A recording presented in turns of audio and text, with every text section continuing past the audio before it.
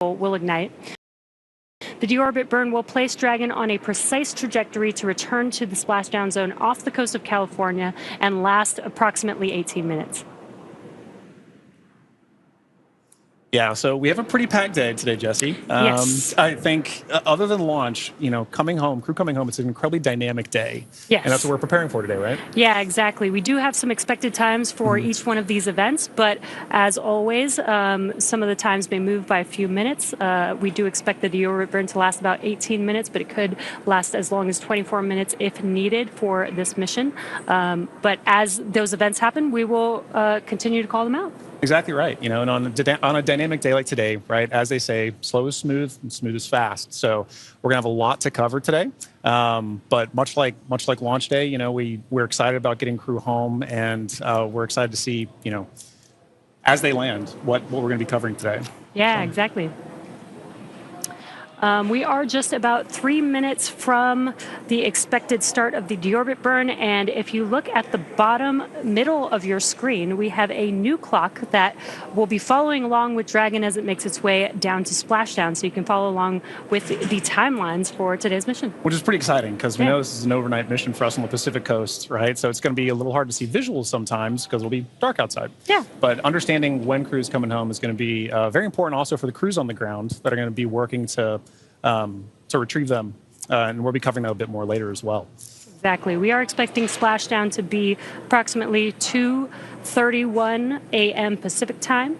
And again, if you're just now joining us, the deorbit burn is expected to start in a couple of minutes, approximately at 1:37 a.m. Pacific time. That's right. And again, if you've been following along with SpaceX and splashdowns, typically we've splashdown off the coast of Florida. Just recently, we have changed this trajectory to splashdown off the coast of California, which I'm really excited about because we are expecting to splash down off the coast of Southern California. Yeah. I'm born and raised San Diego, California, so I'm really excited that Southern California gets to be able to see some of these potentially reentry burns of the Dragon spacecraft. I know. I kind of wish we were outside right now to be able to see that ourselves, and sadly we're not. But and what you could see on your screen is mission control here in Hawthorne, California. This is where the Corps, who speaks with the crew the entire mission all the way through splashdown, is in this room along with all the rest of the responsible engineers monitoring this mission. They monitor the mission from the beginning, from launch, from the day of liftoff, all the way to splashdown. Yeah, and similarly in Houston, at Axiom headquarters, we have MCCA.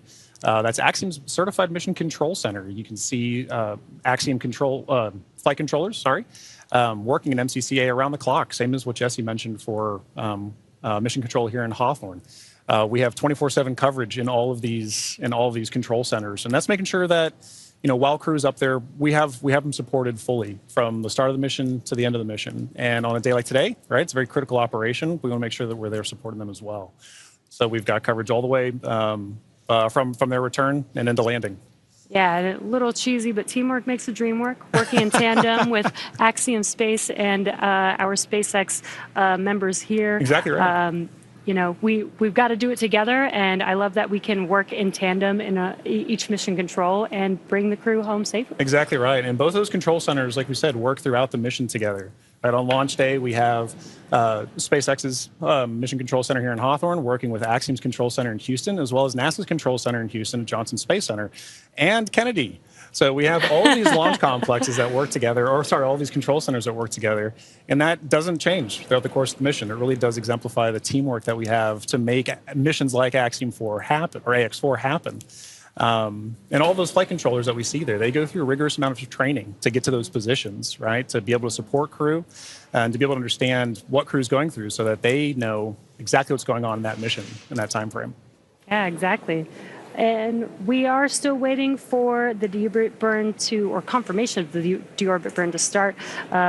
It should be starting any moment now. Again, we're just waiting for the call out.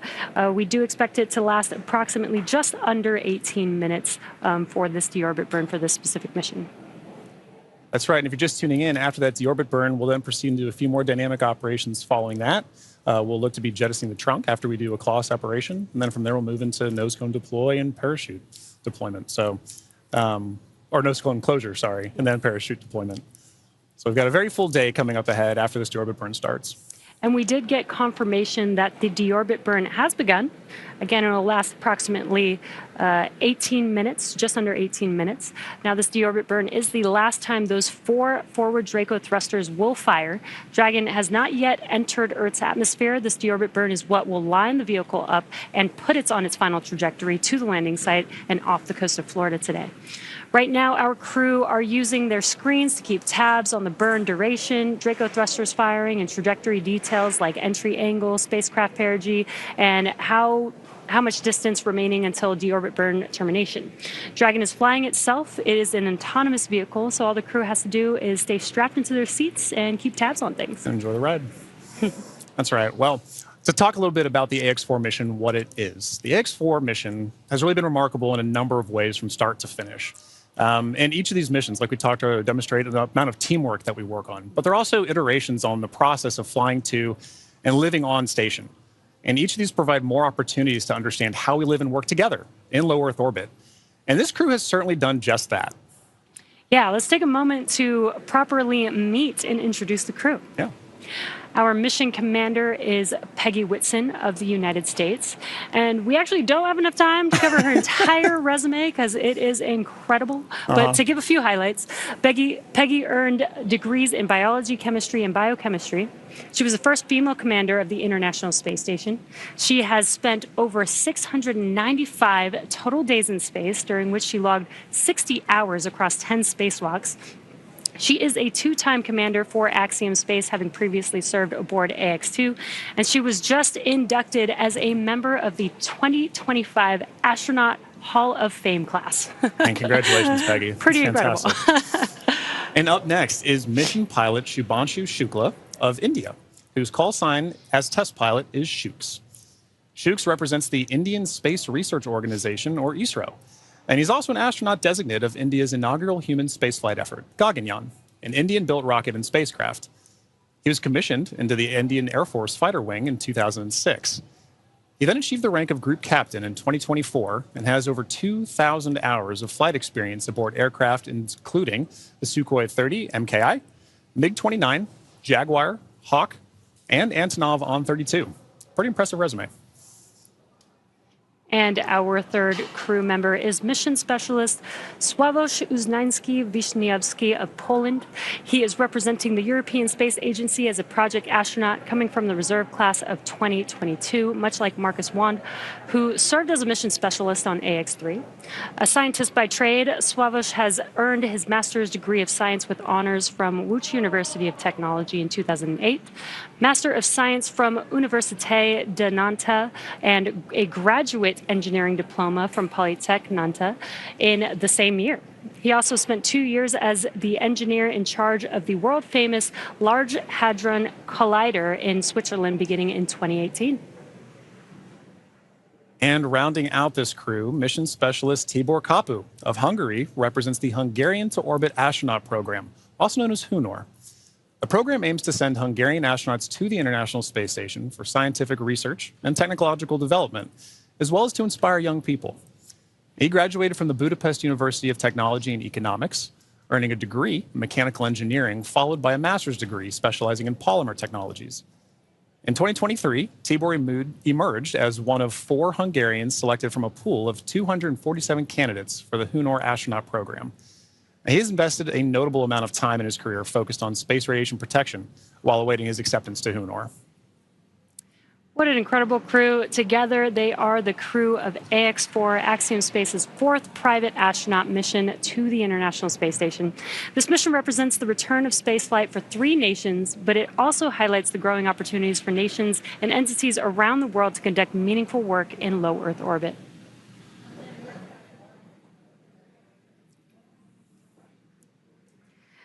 And we are, again, if you're just now joining us, the deorbit burn has begun for the crew.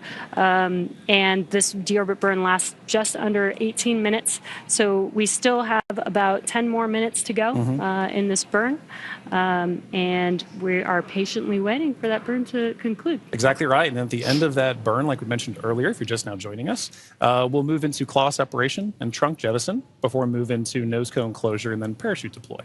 So we've got a few dynamic operations that are coming back to back coming up here shortly.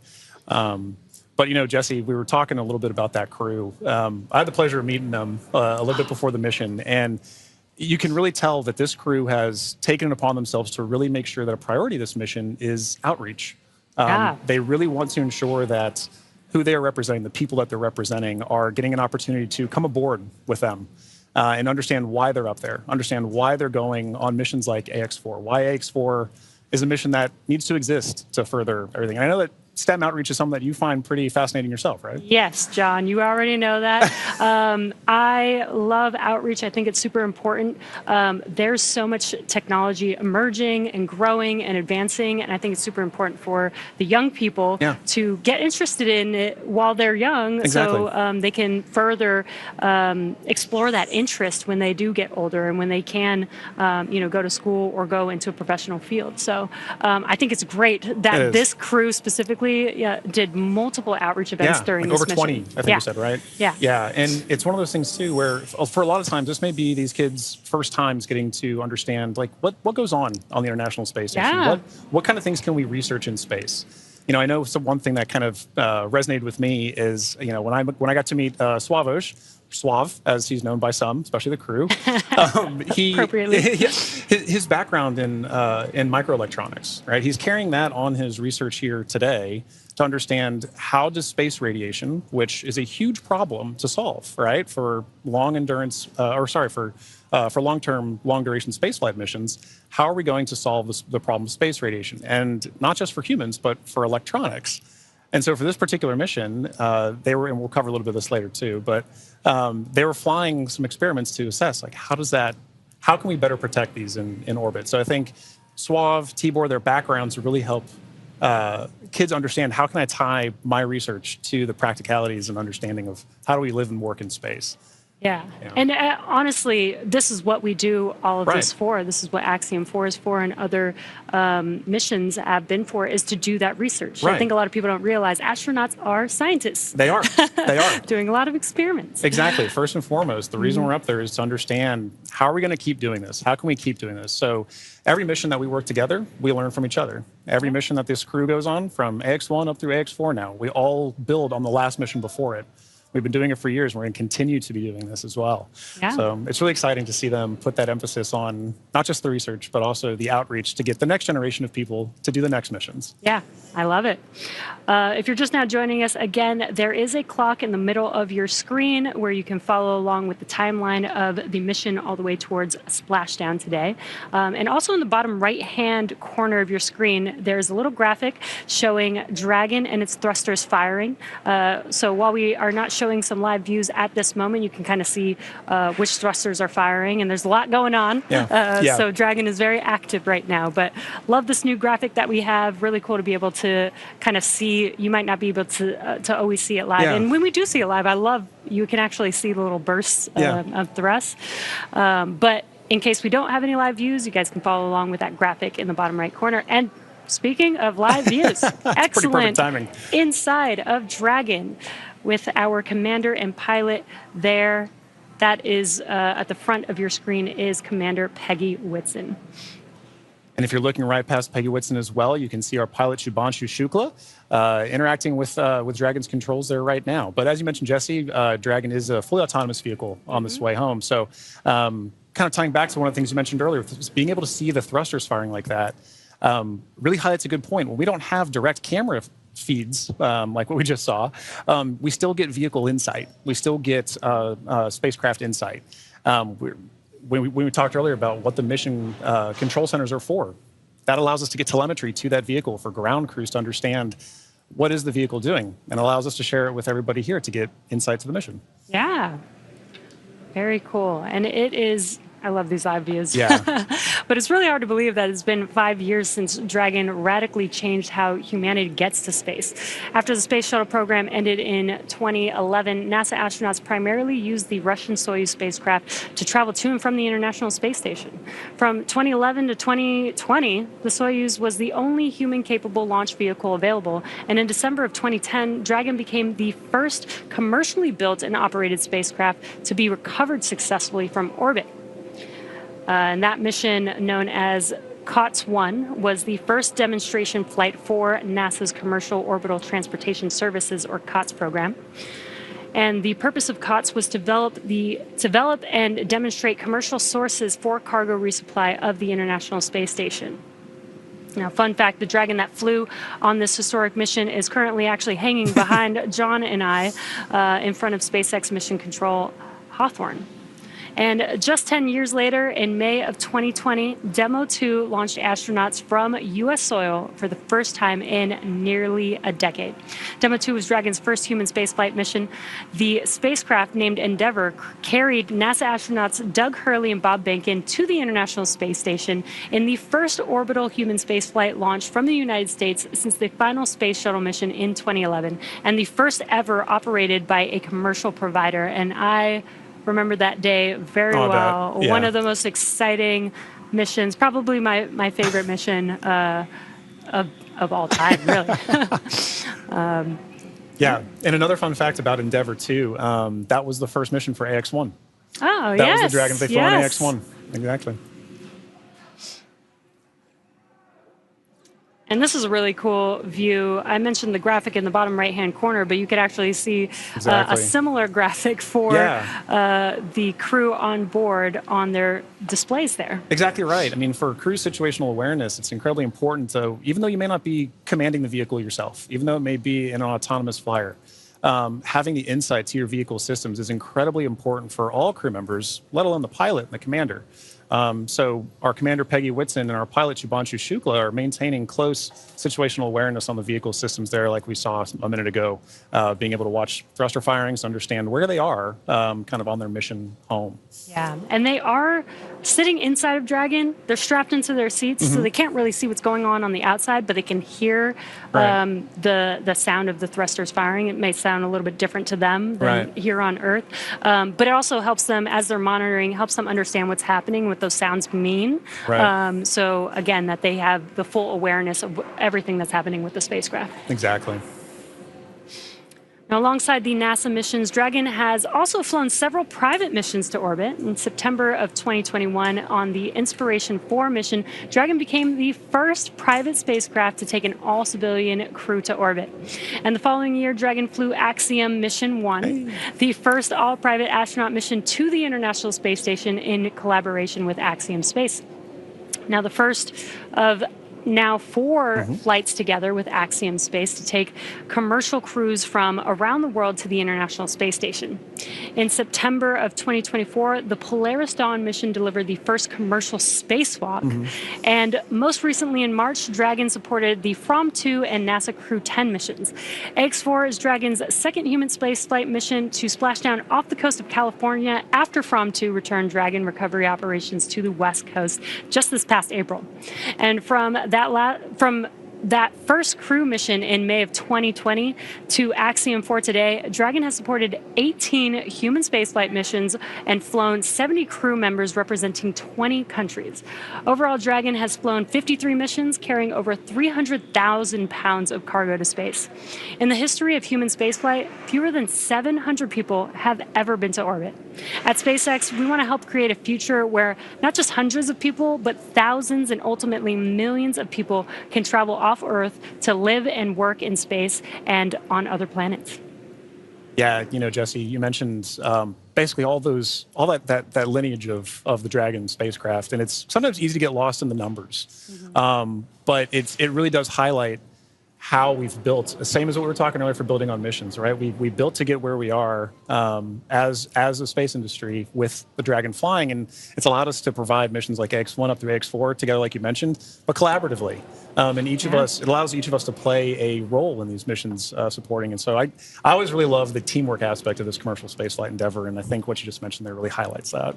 Yeah, and just the exponential growth. It's only been 5 years since SpaceX has been a part of this in history, and it's really cool to see how much we've been able to do. Exactly. And we are about 30 seconds or so away from the expected ending of the deorbit burn, so we should be potentially hearing that call out, but if we don't hear the call out on the nets, we will confirm when that deorbit burn is complete. Exactly. And like we mentioned earlier, while we're waiting on those calls, we're still able to view some of the telemetry and insight to the vehicle that we have too. So once we kind of get some awareness that the vehicle is done doing its deorbit burn, we should shortly hear a call after that. But at that point, it's a good reminder that those calls, the telemetry, it serves as an operational synchronization point for all of us to kind of say, a major dynamic operation has just happened. Now, how are we going to regain the situational awareness to say, okay, everybody's back on the same page so we can continue executing all of the flight procedures that we have. So. Yeah, exactly. And we are awaiting the conclusion of the deorbit burn. And again, after that deorbit burn ends, we'll move into claw separation, trunk separation, or chunk jettison rather, and then we'll move into nose cone closure for the rest of the mission. Yeah. We are just in the beginning of the multiple dynamic events that we have left to bring the Ax-4 crew safely back home to planet Earth. Exactly. And we do have our recovery ship Shannon waiting patiently in the Pacific Ocean. We do have a targeted splashdown zone, so the crew aboard the recovery vessel is there waiting, and once they splash down into the water, we'll send a couple fast boats, and then the recovery ship vessel Shannon will meet the crew, lift the Dragon spacecraft on board to the ship, help the crew get out of Dragon, and then they'll eventually do some medical checks, make sure that they're all good. Exactly right. Board a helicopter and take them back to land. Exactly right. I mean, like that is still a part of the very dynamic operations, and SpaceX and Axiom are both providing crew on the ground to provide in that work. So we have the retrieval of the crew and our Axiom. Dragon, SpaceX, deorbit burn complete and performance nominal. Trunk separation initiated. Awesome. Great news. We heard that call out. We heard that call out that the deorbit burn has completed, which is great news. We're moving on to the next events. So at the moment, Dragon is doing a couple of things autonomously. It's isolating the thermal control system fluid loops from the radiator. This system is what will help keep the internal temperature of Dragon temperate for our crew during reentry, as it does heat up a little bit on the outside of the vehicle. Next up, we are waiting for the claw to separate. The claw connects the trunk to the spacecraft, delivers power, telemetry, and fluids, and claw sep is the first step in trunk separation. And we did hear that call out for the initiation of claw sep. So that event is now in progress. We're waiting for the conclusion of claw separation. Nominal trunk jettison. And all of that just happened. Claw separation as well as trunk jettison. There we go. And it's a good example of the kind of things that we're listening for on this phase of the mission. Really are back to back, and they're structured in a way that are very timelined, very expected. And so while we wait for those call downs, we want to be very cognizant of, is crew checking back in with ground, is ground checking with crew. But once the vehicle hits those certain points and the commands are retrieved, sent, executed, whatever. That we're waiting for those, and we're expecting those. Yeah, and then we do have nose cone closure coming up in just about 3 minutes or so is what we are expecting. And in the background, Dragon is currently inhibiting those forward bulkhead Draco thrusters that we just used to complete the deorbit burn, ensuring it's safe to latch the nose cone shut for reentry. Also, the vehicle has initiated the nitrox suit purge. This will help keep the crew cool and comfortable during reentry, and which again is coming up in a few minutes, that nose cone closure in just about a couple minutes. Now at this point, the nose cone is preparing for closure. That's right. Yeah. And now, for those of you just joining us, we are, as Jess just mentioned, we are in the phase of flight where we've now gotten good confirmation that the claw has separated, that that the claw has retracted, and that the trunk has been jettisoned. And we're waiting for that nose cone to close. And a minute ago, we had good visuals inside the vehicle showing our commander, Peggy Whitson, and our pilot, Shubhanshu Shukla, engaging with those controls for the vehicle to maintain insight to understand where the vehicle is at this moment in time. And what you're seeing on your screen is a map of where Dragon is above the Earth. And again, it's making its way over, it's going to make its way over the Pacific Ocean to splash down off the coast of California. And you can actually see how close it is passing by the International Space Station there, which is pretty cool. Yeah. Again, it's amazing being able to actually maintain the kind of awareness we have on this, right? As you know, last night when we were tracking undocking, kind of understanding where Dragon is relative to station with regards to things like the keep out sphere. It can be easy on a day like splashdown when we're not talking about from undocking from the space station, to still be able to maintain awareness of where we are relative to it. I think in our orbit is fascinating. Again, we are waiting nose cone closure. And if you've been following along SpaceX, reusability is extremely important to us. That is what nose cone closure is for. In previous Dragon designs, we used to jettison the nose cone, but being able to close the nose cone allows us to just reuse it. We actually don't necessarily need it on the re-entry, but it does protect the forward of the Dragon spacecraft during ascent, during launch, basically. That's right. Yeah, and being able to reuse that, I think, is an incredibly important aspect of what we're trying to do as we advance these missions, right? You take every mission and you learn from it, and you say, what can I do next with it? And so being able to now close your nose cone and keep the vehicle for next time is pretty important. Makes reusability and preparing for the next mission very easy. Exactly. But you're right. Now, once we're closing that nose cone, we have to make sure that there's no more Draco firings that are happening, because once those Draco firings are done, we can then safely close the nose cone and prepare it for re-entry.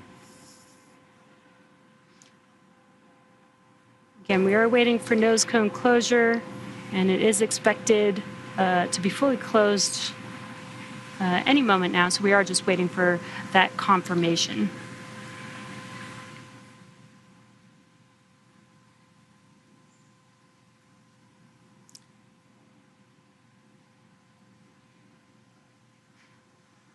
And if you're just now joining us, the crew has already completed a deorbit burn, which lasted about 18 minutes long. We had claw separation and jettison of the trunk, and nose cone closure is now in progress. Again, we're waiting for that nose cone to fully close, and then we'll begin to reorient the vehicle as it's lining up with its landing zone and prepare for re-entry through the Earth's atmosphere. That's right, and that landing zone for today is in the Pacific Ocean. In previous Axiom missions, we've gone to the Atlantic, but for this mission, we'll be splashing off the coast of Southern California. And at that point, once crew has landed has splashed down, rather, sorry, we'll be dispatching crews out to the crew to retrieve them, pull them aboard Shannon, our SpaceX's retrieval vessel, and at that time, ground crews will also be assessing crew, making sure they're okay, and Axiom Space personnel will also be providing support to the crew as we pull them back on board. Yeah, and what you saw on that graphic is we do have a few different splashdown zones. Today, we are expected to splash down off the coast of San Diego today.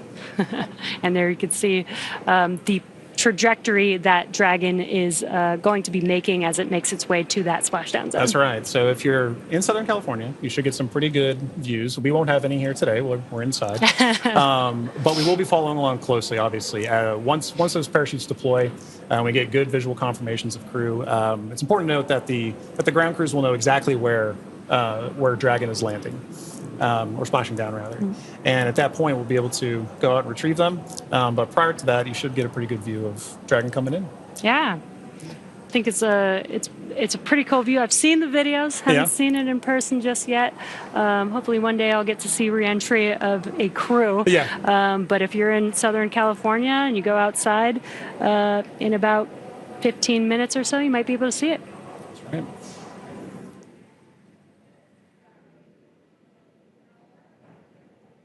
Now, we do expect that the nose cone is fully closed at this point, but just waiting for confirmation of that closure. Exactly.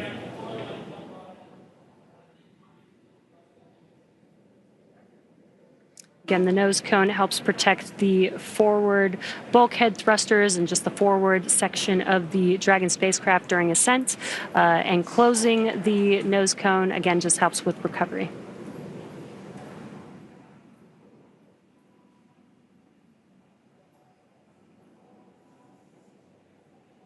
So far, we've had a pretty smooth return home. Yeah. The crew undocked from the International Space Station yesterday at 4:15 a.m. Pacific time. They spent 22 and a half hours coasting, doing a few more orbits in space before they come back down to planet Earth. And we're just under 30 minutes from them splashing down. And again, we have this new clock on your screen, in the middle of your screen, where you see that countdown to splashdown, which I love, because now you can see there's about 26 minutes before we expect them to splash down in the Pacific Ocean off the coast of San Diego today. Yeah, I think having the countdown really helps bring home that they're almost here. It is time for the Ax-4 mission to come to a close, but this is just the dynamic phase of the missions that's coming to a close. There's so Dragon, SpaceX, nose cone secured for entry. Dragon copy, nose cone secured. And great call out there. Yep. The nose cone is now fully closed, ready Excellent for reentry. confirmation. And what you're seeing on your screen is the core, the crew operations and resources engineer. That's who was talking with the Ax-4 crew just now. right. Now, once it's time for our crew to splash down back on planet Earth, they'll be heading to one of several targeted sites supported by SpaceX. Until recently, Dragon recoveries primarily occurred off the coast of Florida. This year, SpaceX moved Dragon recovery operations off the coast of California to allow Dragon to complete its deorbit before safely jettisoning the trunk over the Pacific Ocean. Ax-4 will be SpaceX's second crew mission to splash down in one of the new locations. From 2 was the first in April earlier this year. The new splashdown locations are near Los Angeles, Oceanside, and San Diego. And spreading the supported sites across multiple locations helps to maximize the return opportunities for this mission and future crews, lowering the chance that we'll have to wave off due to bad weather. So our fully equipped recovery vessel Shannon is stationed in Long Beach, California, and is currently standing by to support splashdown today. That's right. And like you said earlier, we'll be expecting to have that splashdown right off the coast of San Diego, as you can see on your graphic there. So we take into account many different variables, including what landing sites have favorable weather. And SpaceX teams have selected the primary landing site, as we just mentioned, as San Diego. Now, there are a number of weather-related items that play into splashdown and recovery operations. Some of the more obvious factors that impact operations are rain or chance of lightning in the recovery zone, both for the safety of the crew inside, obviously, but also for the recovery teams, as we've discussed, on the water. So we're looking for wind speeds that are less than 15 feet per second, or about 10 miles per hour, and relatively calm seas so that we can safely execute recovery operations. And these recovery operations include a lot, right? It's landing a helicopter on the recovery ship to fly our crew back to shore, but it's also pulling the Dragon spacecraft into Shannon, the recovery vehicle. Yeah, and as we've been mentioning, there are a number of variables and criteria that come into play, and they all help ensure safety of both the crew and the recovery teams. But weather conditions today are looking great in Southern California near San Diego, and for these operations, SpaceX closely coordinates with the United States Coast Guard to establish a safety zone to ensure public safety and for the safety of those involved in the recovery operations, as well as the crew on board the returning spacecraft. Now, multiple notices are issued to the mariners in advance and during recovery operations, and Coast Guard patrol boats are deployed to discourage boaters from entering the splashdown zones. And that's right. We really want to stress to the public the need to respect this safety zone. Recovering a spacecraft from the water is a hazardous operation, as you can imagine. And any other boats interfering in the area not only increases the risk to the astronauts in the spacecraft, as well as the teams working to recover them from the water, but also to those themselves who would be going out to see it. So for the safety of the crew, as well as your own safety, we recommend you sit back from home, watch and follow along the action from your TV, as the teams who have trained extensively do this. For final entry briefing, report when ready to copy.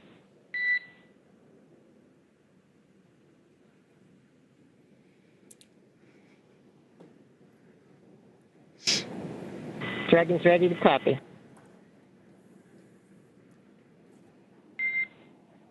Dragon, I have no deltas to the previously briefed times.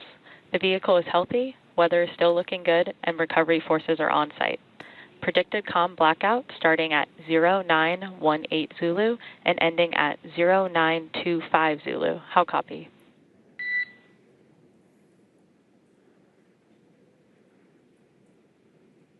No deltas to the timeline. Everything's healthy and weather looks good. 0918 to 0925 for the comm blackout. That's a good readback, Dragon. And with that, I'll be looking for you to verify that tablets are secure, visors are down, and restraints are tightened no later than 150 kilometers. Dragon copies. Will call.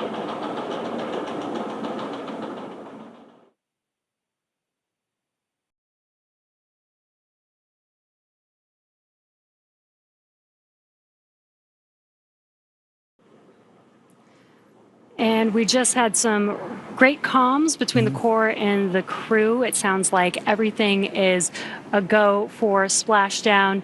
We are expecting the blackout period to begin at 2:18 a.m. Pacific time. That lasts about 6 minutes, completely expected. We will lose comms with the spacecraft as the vehicle heats up with plasma around it, but we do expect them to pass through that in about 6 minutes and regain comms after that. So really exciting, about 21 minutes away from splashdown. And as you might imagine, astronaut training can be extensive, from training that is specific to each crew member's role to learning SpaceX protocols, space station systems, and preparing for the science and outreach activities that they'll be conducting in space.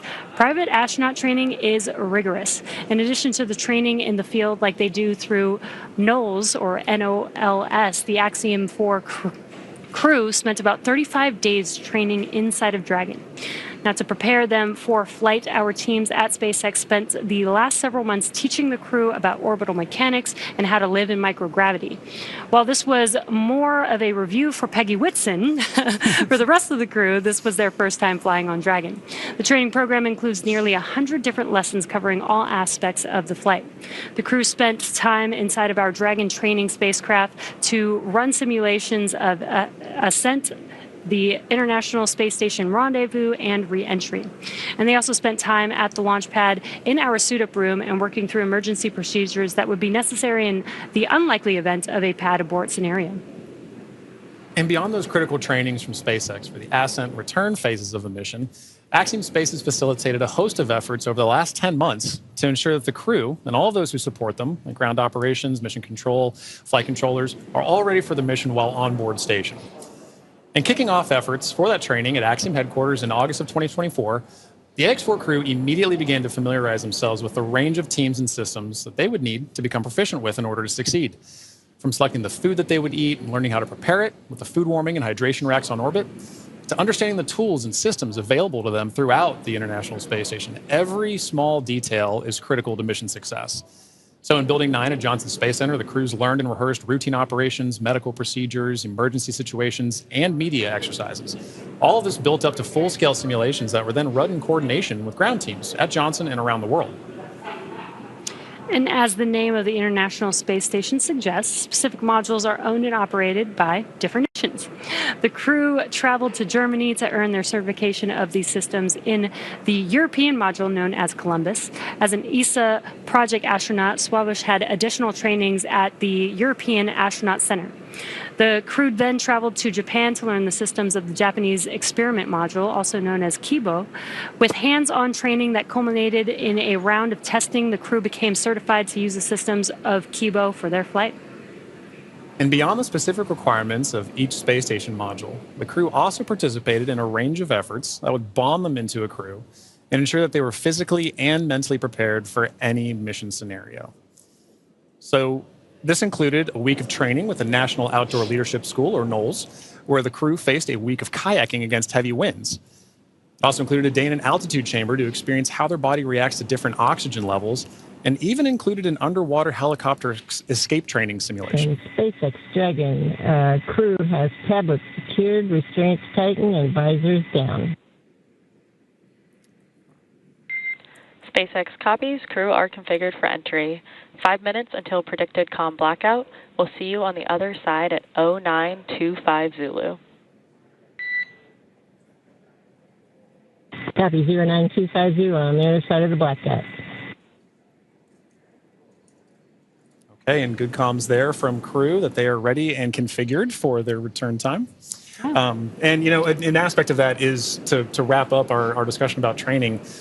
That's a major training point for crew, understanding how their return phase is going to look so that they know, let's go ahead and call ground and let them know that we're ready for maintaining it. So training really is at the heart of any successful mission. You plan, you train, you fly in that order. Yeah, exactly. Training prepares every astronaut, even those very experienced like Peggy Whitson, and she also did retraining with the Ax-4 crew. It's important for the crew to train together. But this prepares them for any phase, any potential scenario in their mission. Exactly right.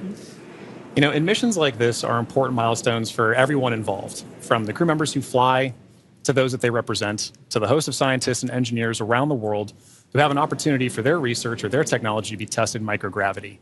Everyone learns from these missions. And for Axiom Space, this is at the heart of why we do these missions. We're building opportunities for others to advance what is possible and expand what is known. And we want to enable every human everywhere to take part in this. Now, after a beautiful launch on June 25th, the Ax-4 crew docked with the International Space Station a little over a day later, opening the hatch and greeting the Expedition 73 crew on June 26th.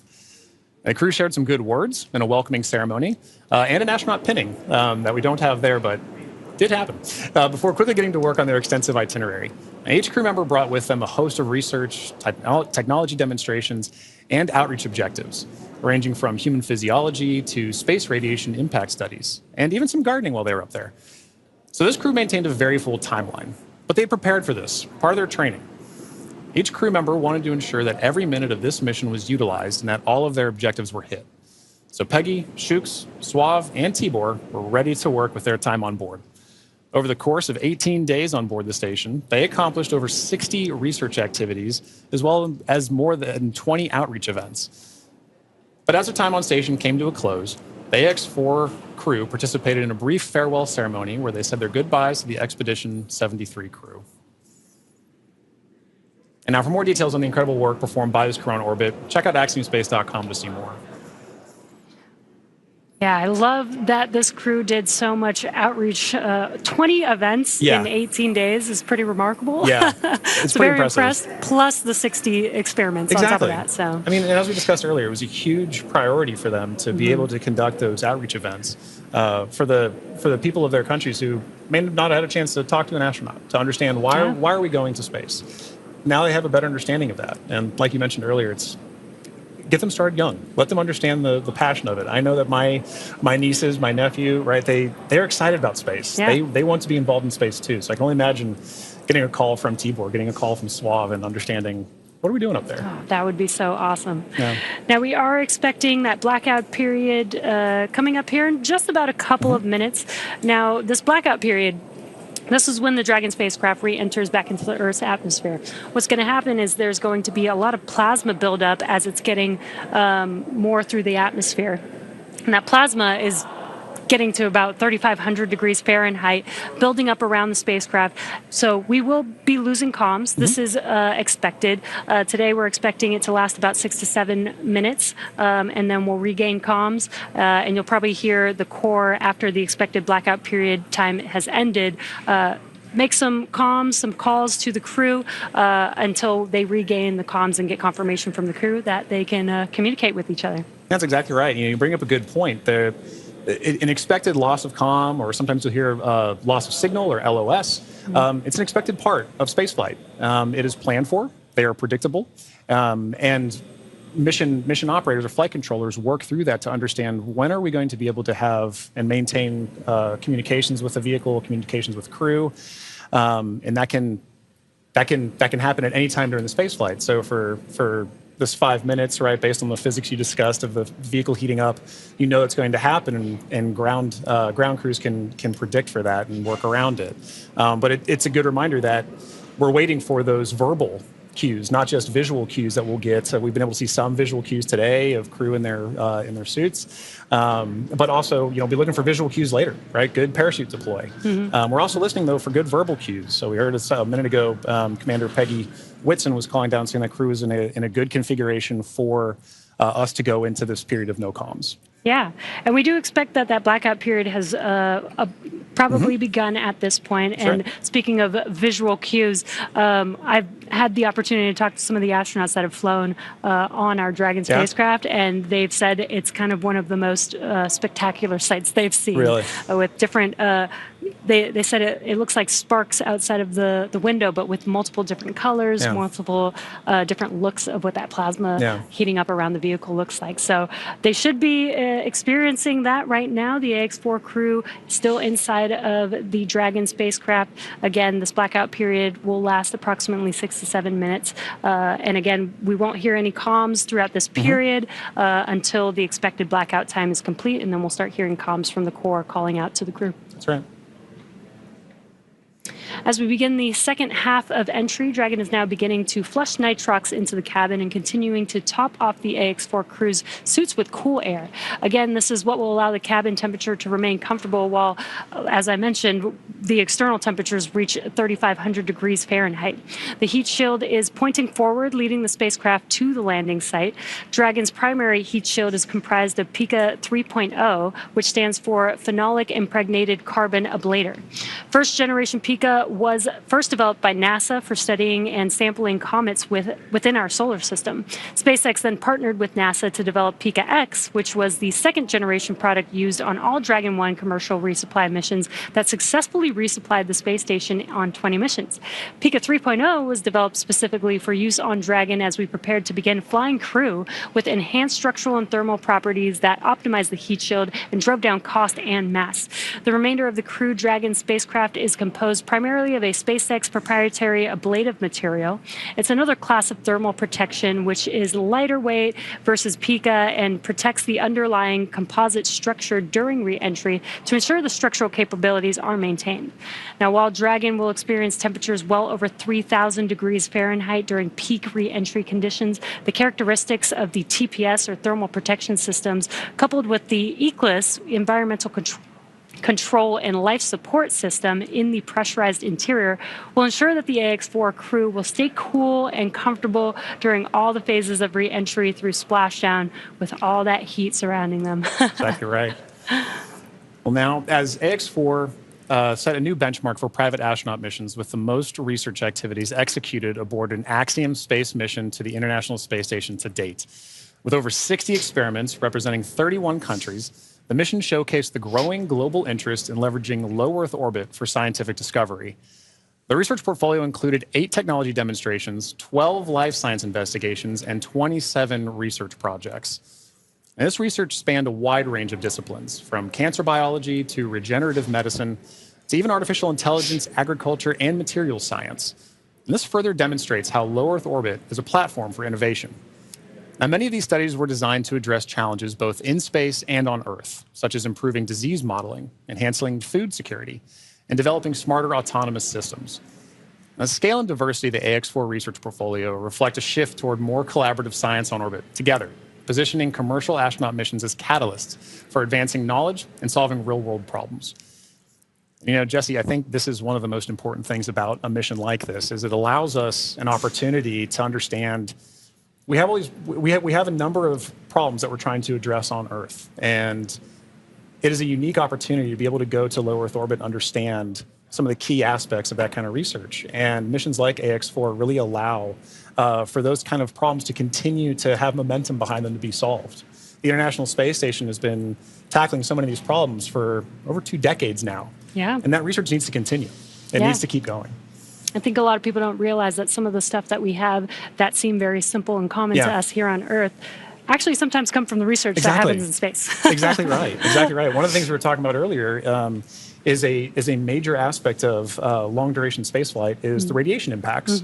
And I know for me personally, I thought one of the really interesting research topics or research experiments that was being conducted on orbit for Ax-4 was looking at what are the different materials and properties that we can use to protect against space radiation. So during the mission, we had a great call between Peggy, Sław, and Dr. Lucy Lowe with Axiom Space to discuss exactly what it is that we're trying to protect for and understand why space radiation is so difficult to wrap. So, missions like Ax-4, they're all important. And we are now seeing great confirmations of the Dragon spacecraft making its return back to Earth right now. And while we are in a blackout period, this is an excellent view, seeing Dragon from the ground as it's re-entering back into Earth's atmosphere. Now, that blackout period is expected to conclude at 2:25 a.m. Pacific time, so just a couple more minutes here, and then hopefully we'll get some comms back between the core and the crew. But in the meantime, at least got some cool views of the crew almost back down here on Earth. Exactly right. And making that kind of visual confirmation is such an important part of what we're tracking today. We're tracking a lot of very dynamic operations. And so being able to see what we see on the screen there is incredibly important for mission controllers. Dragon, SpaceX, comm check.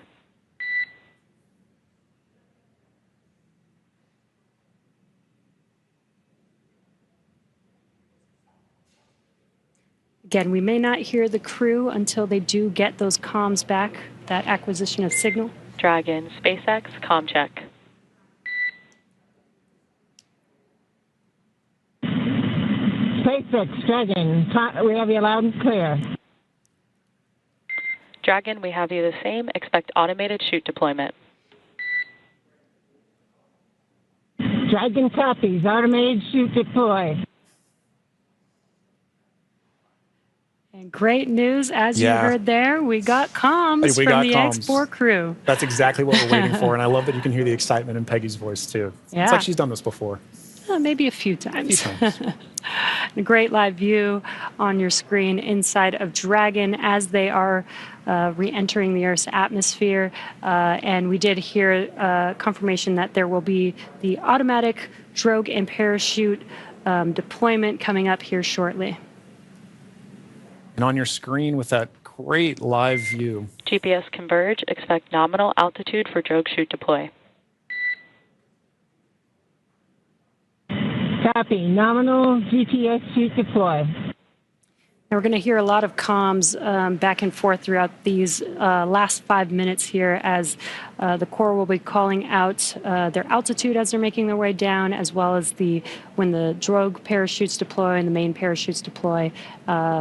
And then as they get closer and closer to Earth, just keeping the crew updated with how close they are before splashdown so that they can expect that splashdown. Exactly right. Exactly right. Those are the things that crew that you're seeing there on the left side of your screen are following along with their onboard telemetry. And for you at home as well, you can see on your screens as well things like vehicle speed, vehicle altitude. All those are really important metrics that we're trying to understand as part of the visual confirmations, the audio communications or the verbal communications that we've gotten with crew. We're also getting vehicle communications and telemetry to all understand how we're looking as we lead up to these next 4 minutes before. And there you can see on your screen, the seats are rotating for the crew. This prepares them for that splashdown, so they do brace for drogue window. They do reorient the crew depending on the dynamic events that are happening, so the crew does lean back during re-entry. Crew is braced. And then they are sitting up a little bit more upright for those drogue and main parachutes to deploy. That's right. Having them in that position helps distribute the forces correctly so that when they're experiencing that dynamic event, they're as comfortable as they can possibly be. Yeah. We're now waiting for confirmation that the Dragon's chutes have deployed, coming up here just in under a minute or so. Just prior to the deployment of the initial drogue chutes, Dragon automatically safes the propulsion system. Dragon then deploys its drogue parachutes to stabilize and decelerate the vehicle. Then just before drogue deployment, seats automatically rotate to 26 degrees, which we just saw there, to keep the crew within acceptable G limits for entry and landing. And excellent view. Great view. Drogue parachutes are deployed.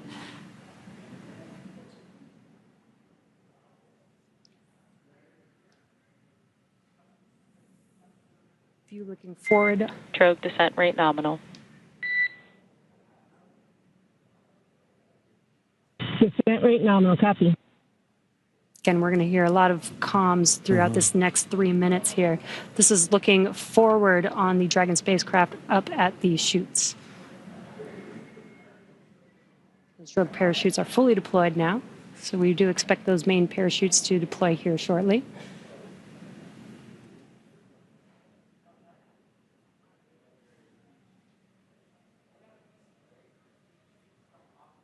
If you're just joining us, we have now confirmed that the Ax-4 crew on their return home is roughly 2.5 minutes out from splashdown, and our main chutes have deployed. Main chute descent rate nominal. Copy. Main chute descent rate nominal, 1,000 meters for Dragon. We copy 1,000 meters. Great visual confirmation as well as those comms that the 4 main parachutes have deployed. Again, we are going to be slowing down the vehicle from 350 miles per hour all the way down to just about 15, 16 miles per hour by the time that the vehicle touches down and splashes down into the ocean. Exactly right. You mentioned these beautiful visual confirmations that we're getting. An important aspect of today's specific splashdown is that it's occurring at night. SpaceX Dragon 800. Copy 800 meters.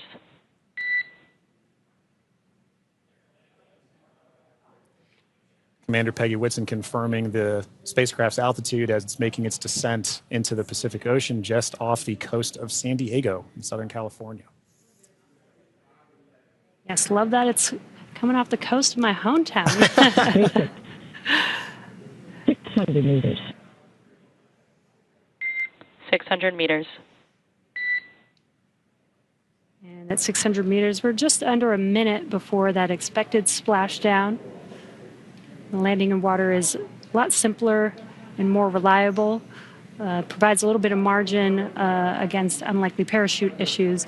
We did have to learn how to make Dragon waterproof as we are splashing down into the ocean. But SpaceX copies 400 meters. Reminder to brace for splashdown.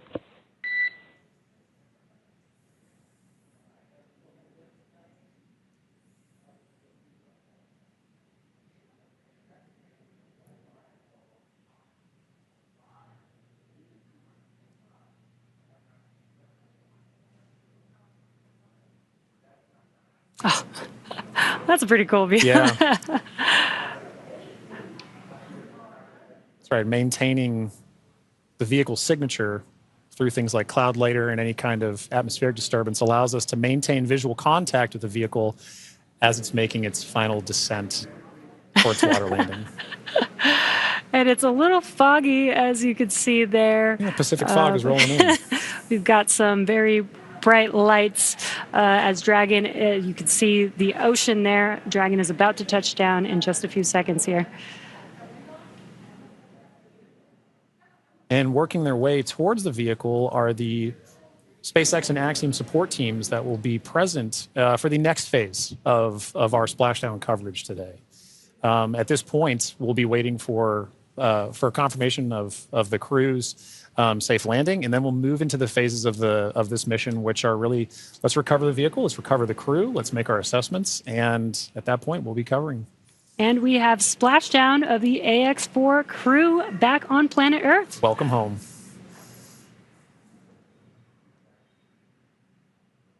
SpaceX Dragon splashdown. We are in stable 1. SpaceX copies splashdown and stable 1. On behalf of SpaceX, welcome home.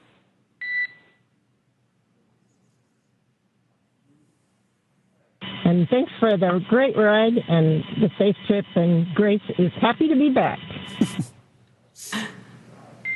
We are happy to have you back home safely as well.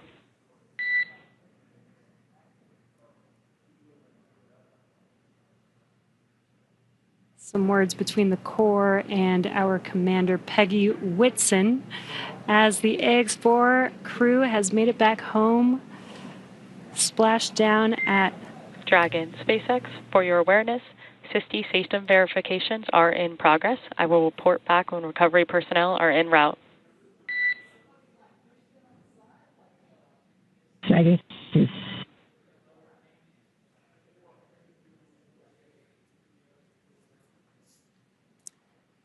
Yeah, so now you can see a couple fast boats are going to be approaching the Dragon spacecraft.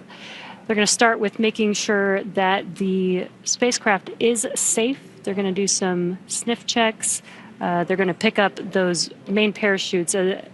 As Dragon splashed down, the chutes were immediately cut to make sure there's no safety issues there. So we'll pick up those main parachutes up.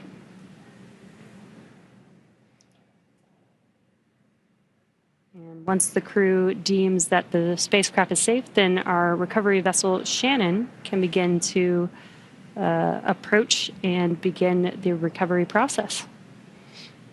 So we are now eagerly waiting on recovery of our Dragon spacecraft with the Ax-4 crew.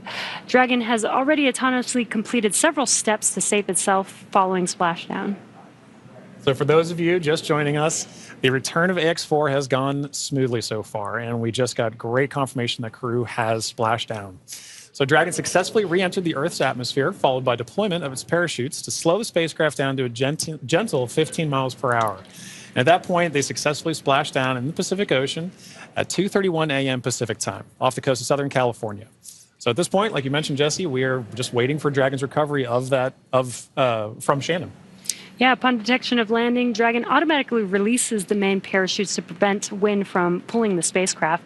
Dragon then automatically saves any pyrotechnics still present on the vehicle and may automatically perform additional minor system reconfigurations. The astronauts remain seated and in their suits at this point, but the onboard air conditioning keeps temperatures in check inside the spacecraft, and the communication systems on board remain powered so the crew can continue to communicate. And as we're watching, SpaceX has two fast boats in the recovery fleet, which move very quickly to get to the splashdown point. And those are being followed by Shannon, the main recovery vessel, which will move into position upwind of the spacecraft.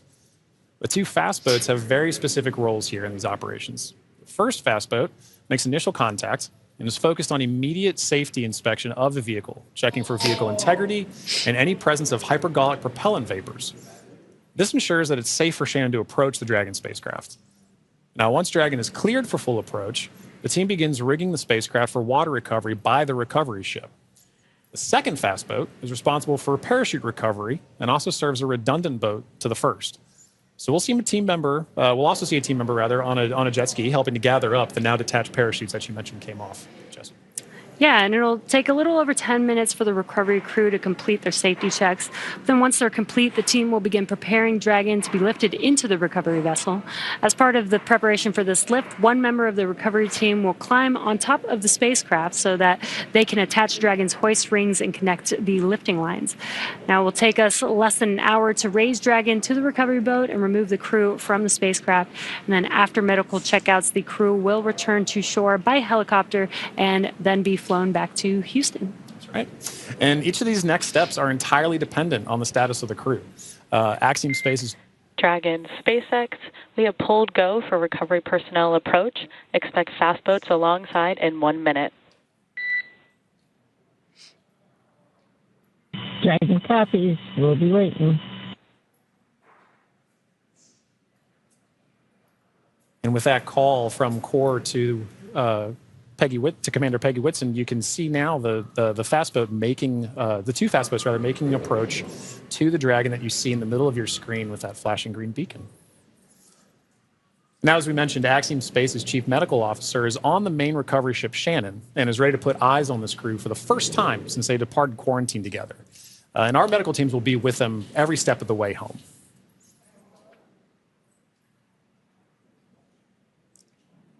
And It is nighttime, so we do have this infrared camera to help us see a little bit more clearly. That's the Dragon spacecraft in the middle of your screen there.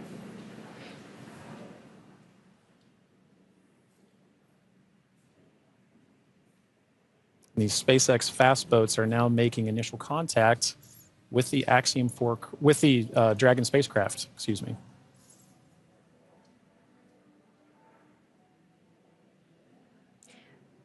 You can also see the red and green lights on Dragon, just similar to starboard and port on a ship. We have that for nights like this where it's a little bit harder to see the orientation of the vehicle, so those red and green lights help us understand which side of the vehicle and orientation that we are approaching.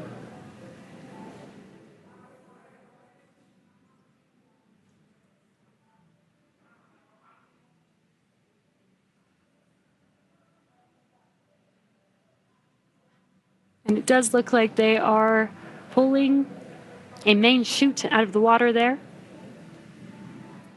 Again, those detach immediately as soon as the spacecraft splashes down. This helps prevent the wind from dragging the spacecraft after it's splashed down and helps keep the crew safe. But we do recover those main parachutes, keep them out of the water. Exactly.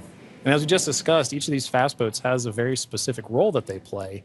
That is all part of, again, the operations the ground operations that support the retrieval and recovery of the spacecraft, as well as the Ax-4 crew. So all of these are part of the ground training that's required in order to pull off those operations safely and successfully. So even though we're having, splashdown at night, right, we're able to ensure that we're executing smoothly, but executing successfully.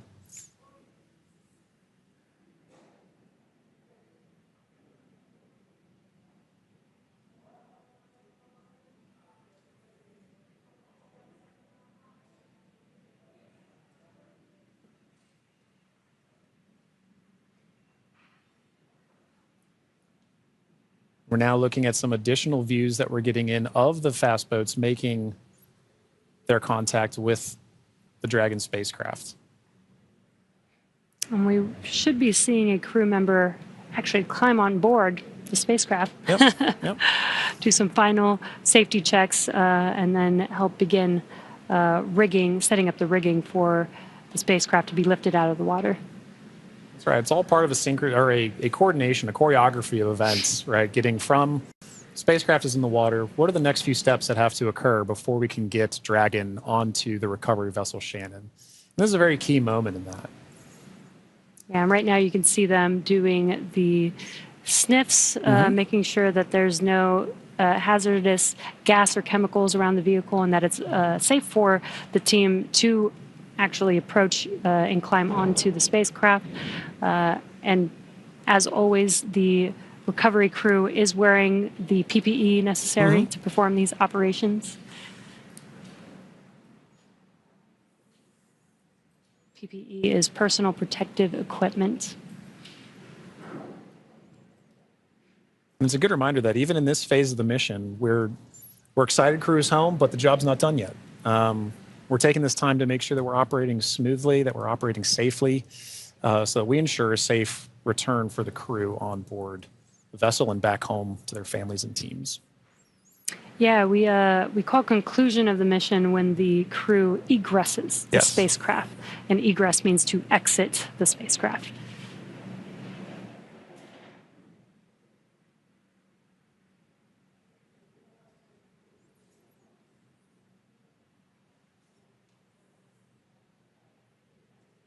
Got some calm waters there, which is great. Yes, exactly what we're looking for. Southern California, southern Pacific Ocean, as we splash down off the coast of San Diego today. Dragon, SpaceX, hypergol sweeps, and unfired ordnance checks are nominal. Rigging is in progress. Approximately 5 minutes until capsule lift. We have SpaceX flight surgeon standing by. Please confirm crew are ready for post-splashdown PMC. Dragon copy go, and we are ready for post-PMC. Copy that, Dragon. The next call you hear will be from flight surgeon on Dragon to ground privatized.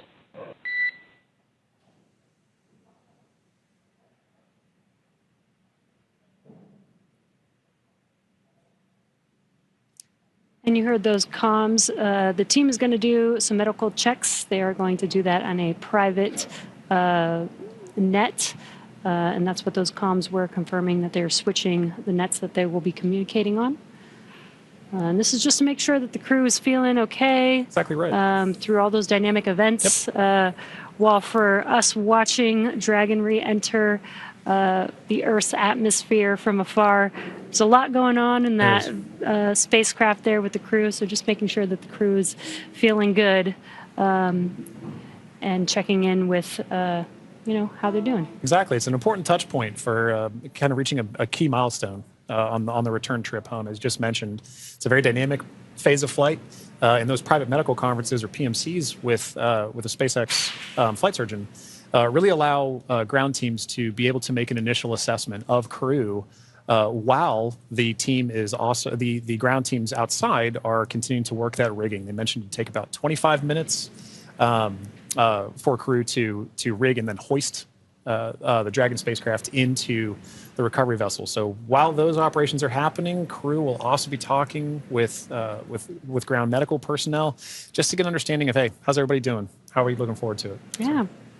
And they did confirm that the vehicle was safe to approach. They did some hypergol checks. And they also checked the thrusters that did not fire to make sure that there are no leaks from those thrusters. We do have Super Dracos on the vehicle in case of an abort emergency during ascent. We did not need those thrusters on this mission. And again, they are only used for the ascent portion, but we do want to make sure that throughout the mission, as the Dragon spacecraft was docked to the International Space Station for 18 days, that everything is still good and safe, again, to complete these final recovery operations.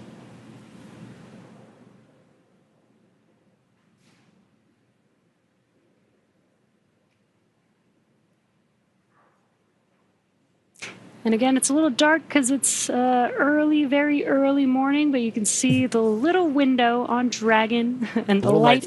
Yeah, the little light inside there as the crew is patiently waiting recovery operations.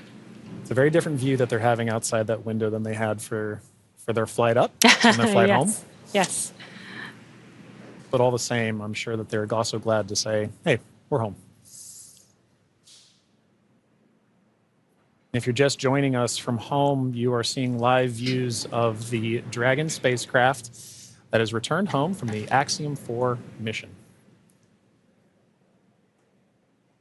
After launching on June 25th, the Axiom 4 mission... Dragon SpaceX Dragon to ground is now unprivatized. Com check.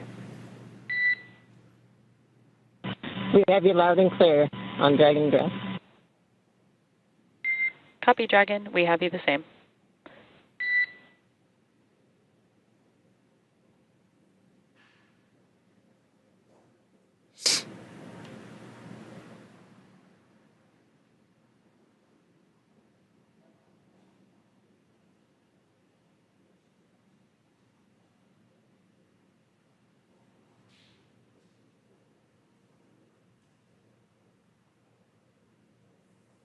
You can now see on the screen SpaceX support personnel beginning the rigging procedures to ensure that the Dragon spacecraft is rigged. SpaceX, be advised, we're going to step into transitioning the forward link.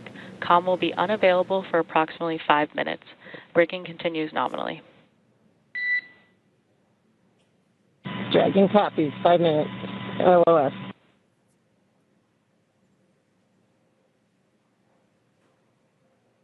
Again, the Corps just keeping the crew updated with the operations that they're performing. They won't have comms for about 5 minutes, but rigging is continuing, as we can see there, with the recovery crew member standing on top of the spacecraft. Yeah, working very important procedures for the next phase of the Ax-4 mission.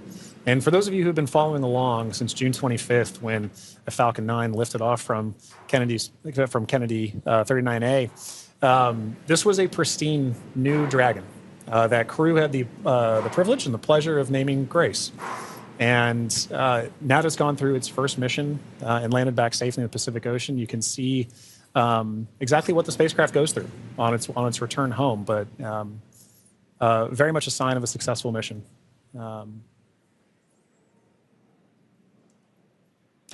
Yeah, I love the tradition that the first crew that flies in the spacecraft get to name the spacecraft. And Peggy Whitson had some great words on why they named the spacecraft Grace, which I think is amazing. And we've got a great fleet of Dragon spacecraft. And speaking of Commander Peggy Whitson, she's actually our third frequent flyer. Yeah. Our first frequent flyer was Michael Lopez Alegria from Axiom Space. Yep. Second being Jared Isaacman when he flew on the Polaris Dawn mission. And now Peggy Whitson flying for a second time on a Dragon spacecraft. At SpaceX, we're trying to make these vehicles reusable, just like aircraft when you fly and fly over again multiple times a day. And we're getting closer and closer to that with the same crew members flying again, which is awesome. And it's important to note, right, that kind of mission-to-mission lineage, right, allows crew members like Peggy Whitson, like Michael Lopez Alegria, to better help inform the next crews that are coming with them, right? The more familiarity that you get with the vehicle, the better equipped you are on your mission. And I, as a personal Peggy super fan, I cannot imagine a more fitting astronaut to be able to give a name to a new vehicle. I love the messaging behind why they chose to name it Grace. And to your point, Jesse, about the frequent flyers, I loved that during launch we could see I don't know if it's a new tradition potentially, but we got to see some boarding passes that SpaceX provided to the Ax-4 crew, and because of her frequent flyer status, Peggy Whitson got a gold boarding pass, and I absolutely adore that she was able to have that distinction. Yes, just add it to her resume. Yeah, you can add it to the resume. SpaceX frequent flyer.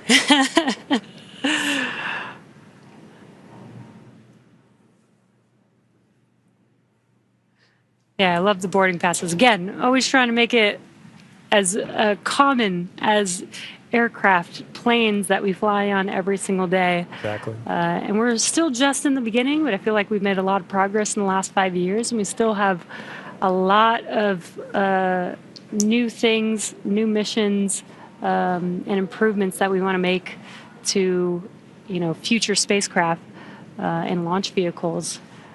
So I'm excited for the future. I really do believe that we could get to aircraft, plane, regular flight, multiple flights a day within our future. I think we can. And human spaceflight is it's a team sport, and it is something that you are always learning from. No matter how commonplace any of these missions get, right?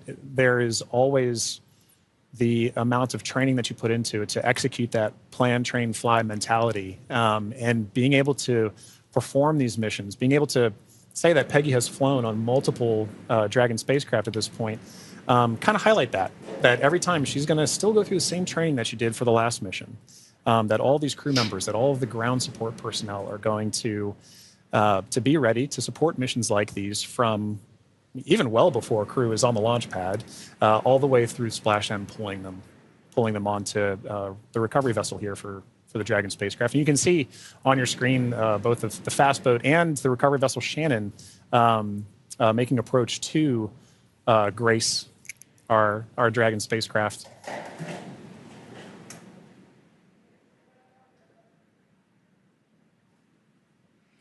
There you could see what we call the Dragon nest.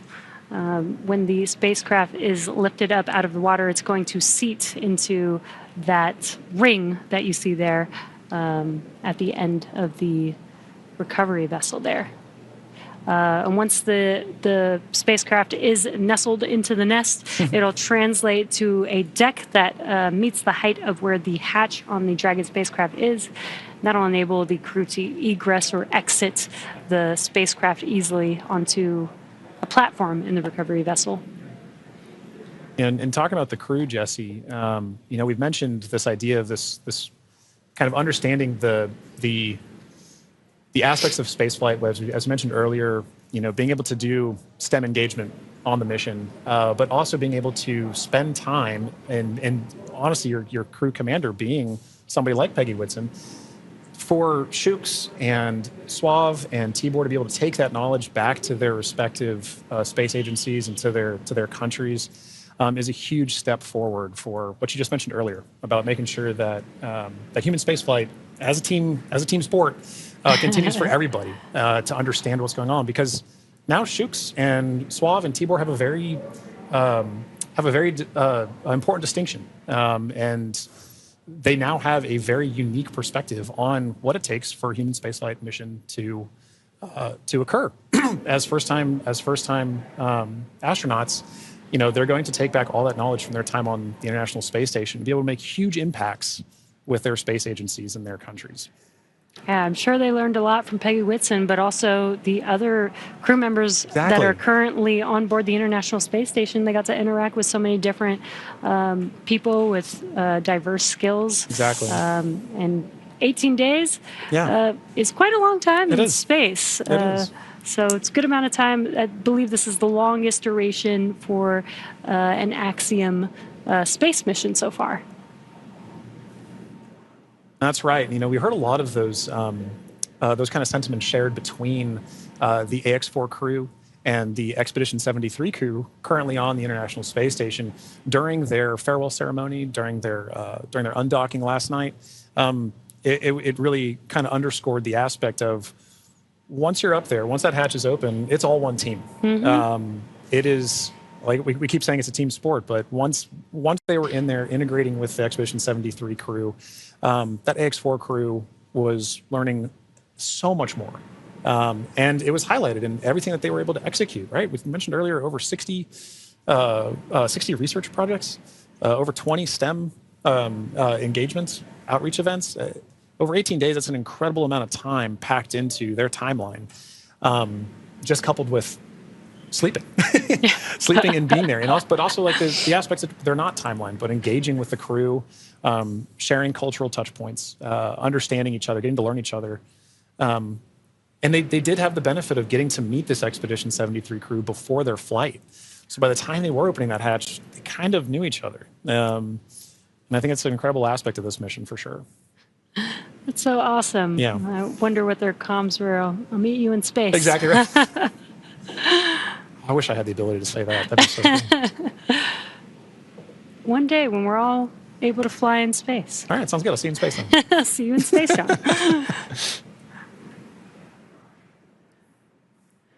Looks like we're getting closer. They are pulling the spacecraft towards the recovery vessel. Looks like we're rigged up, and you can see the hydraulic lift moving forward and down.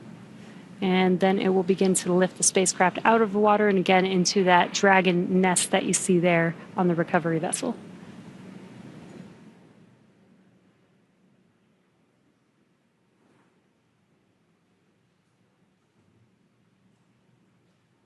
I think one of my favorite parts is the recovery crew that's on the spacecraft gets to jump into the ocean when they're done. Yeah. And it's nighttime in the Pacific, so it might be a little cold. We'll be a little chilly. But definitely a unique part of the job. Exactly right.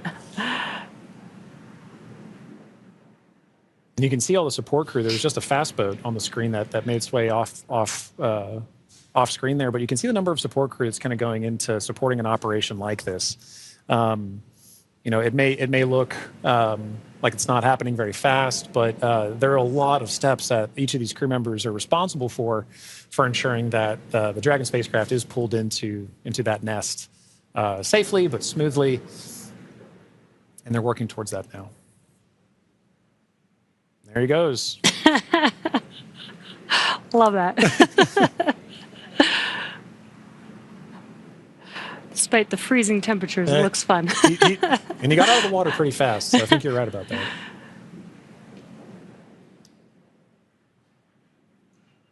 All right. Looks like lift is about to begin.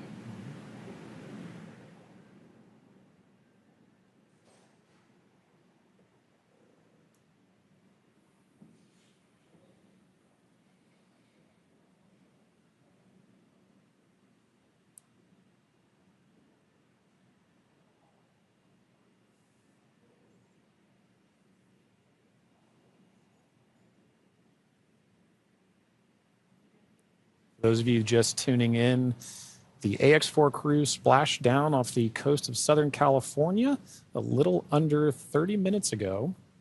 And we are now in the Dragon SpaceX. Rigging is complete. Stand by for capsule lift. Dragon copies. Dragon SpaceX, capsule lift in progress, brace. All right, good verbal confirmations there and visual confirmations that we're getting a successful lift. Dragon copies. And again, those comms, crew can't see what's happening outside of the spacecraft, so letting the crew know what's happening so they understand, you know, the vehicle moving, what those different feelings are with the spacecraft moving around. Trying to give crew some level of situational awareness of where they are and where they're going next. So Dragon will remain in the nest during the crew extraction and for the journey back into port. The spacecraft is currently was just lifted, as you saw, and set on the nest. And from here, it'll be centered and oriented.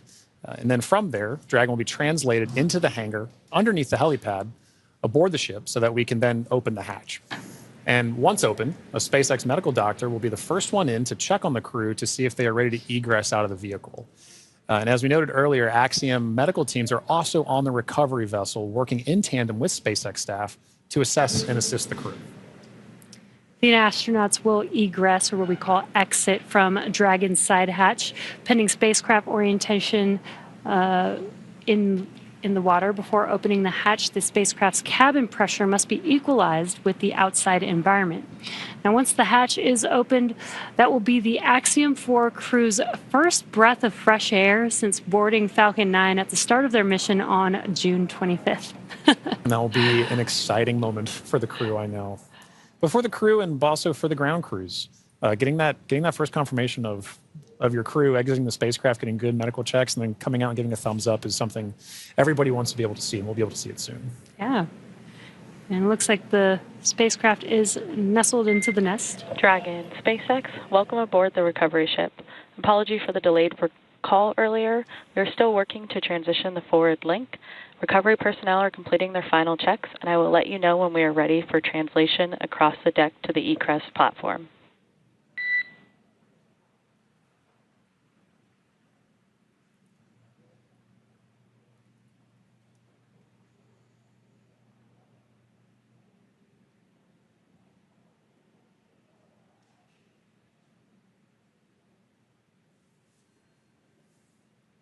Now, they are de-rigging the spacecraft, but they're also doing some final sniff or leak checks and then covering the thruster locations prior to opening that hatch. Let's just make sure that the vehicle is more than safe for the crew members to exit the vehicle.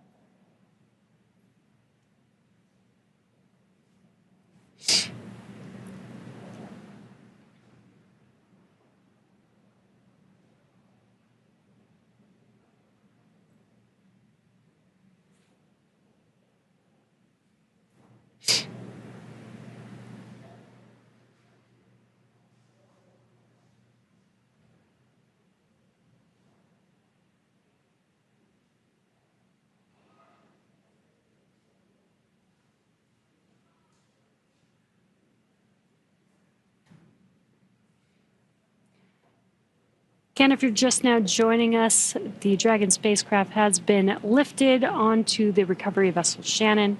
Now the recovery crew is safing the vehicle. They're putting some covers on the thrusters of the vehicle just to ensure, now that the spacecraft is no longer in operation, we don't need those thrusters. They did some sniff checks before they put some covers on it. SpaceX comm check. We have you loud and clear in Dragon. Copy that, Dragon. We have you the same. Welcome aboard the recovery ship. We are working to troubleshoot the forward link transition. Stand by for translation across the deck. I'll let you know when we're ready for that. Okay, copy.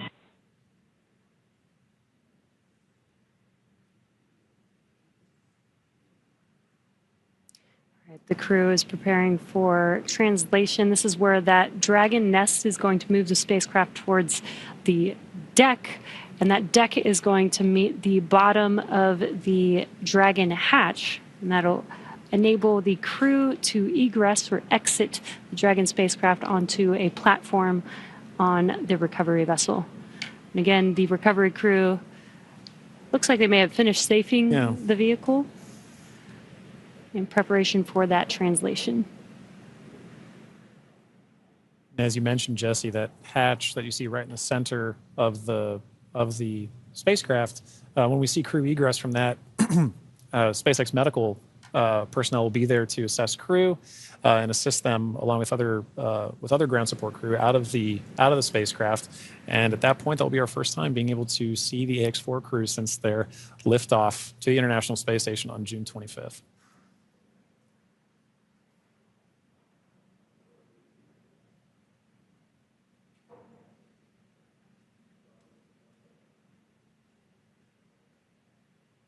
On a side note, I do love seeing crew go into and come out of the hatch, whether it's the side hatch or whether it is the docking port. I love seeing the smiles on their faces.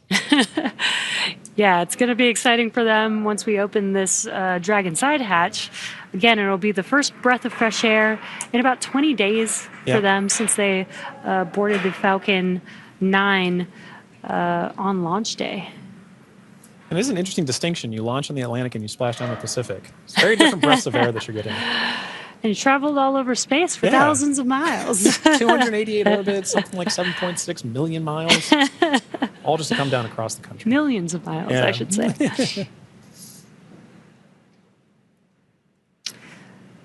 It's definitely a great passport to have. It is. Maybe that could be the next memento that we can provide crew before they lift off as a passport that they can see. I think the locations would be orbits. That'd be really cool. Outside of Earth. Yeah. Earth orbits, low Earth orbit.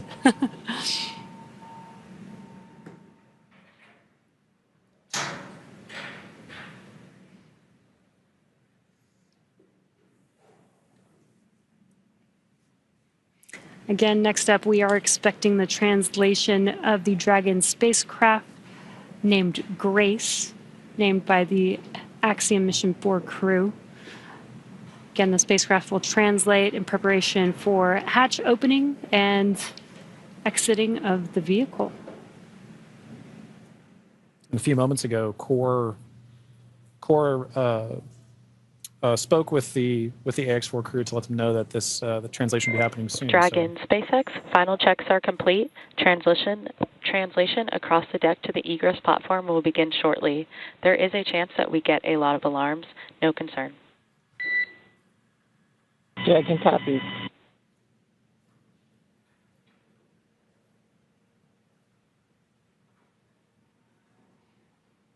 And we have movement. Translation is beginning.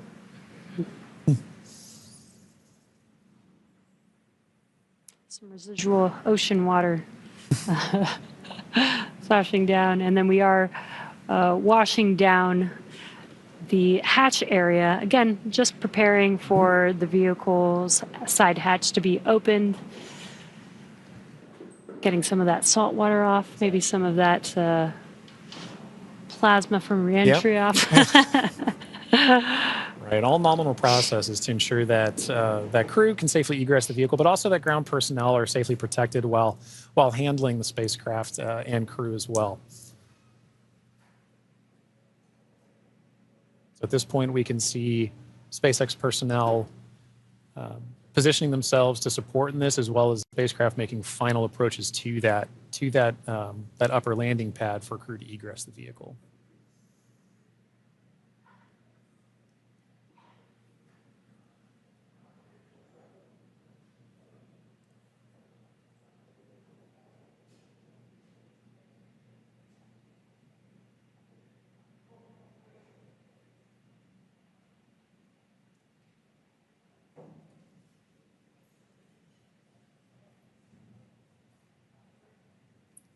After that freshwater washdown of the hatch area, we're seeing some final wipe downs as well.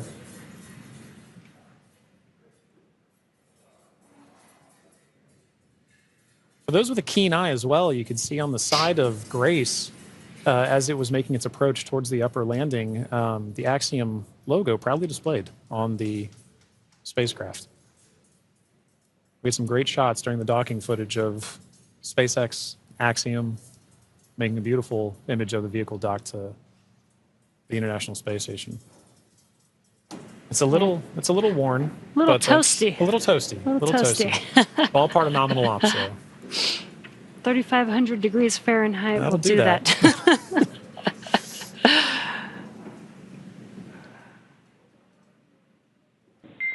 Dragon, SpaceX, standby for side hatch opening and egress of some smiling faces.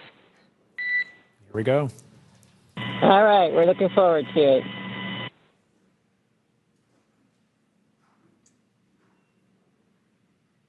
They are just about to open that side hatch. And again, first person that'll greet the crew will be the medical officer.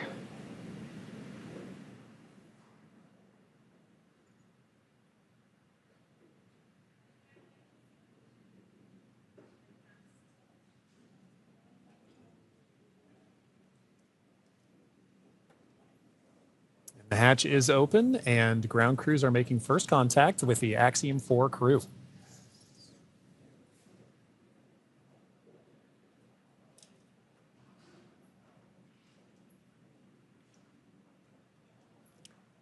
And you see that square looking tool, that's just a protector for the hatch seal for while the crew egresses. This is a reusable vehicle, so we are protecting both the crew as well as the spacecraft, making sure there's no damage that happens and that the crew doesn't bump their head on anything on the spacecraft.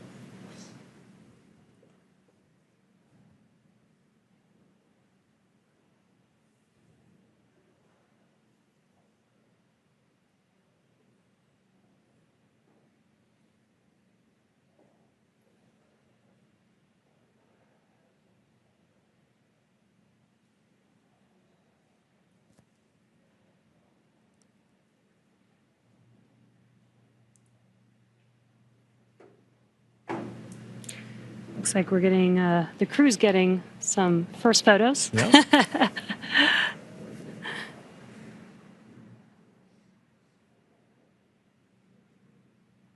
That's a good sign that they had good initial comms with medical personnel.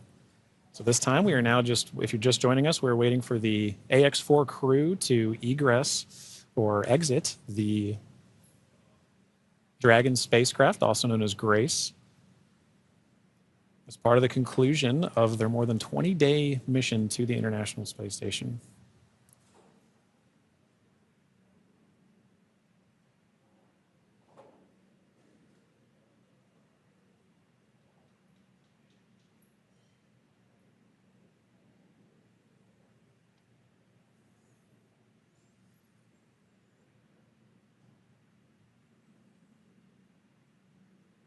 You can see the crew is handing some of their cargo. That looks like their tablets that they use throughout their mission. Making it a little easier for crew to make their way out of the spacecraft as well.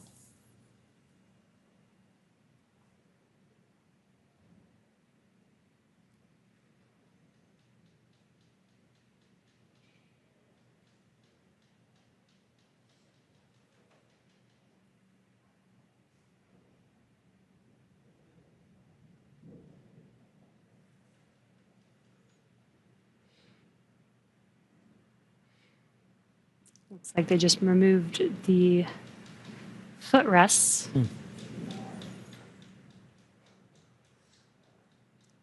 Gives the crew some space to get out of their seats while they are exiting the vehicle. Now getting some great internal views of the Ax-4 crew Yes. and their spacecraft. I already saw some big smiles as we've all been saying.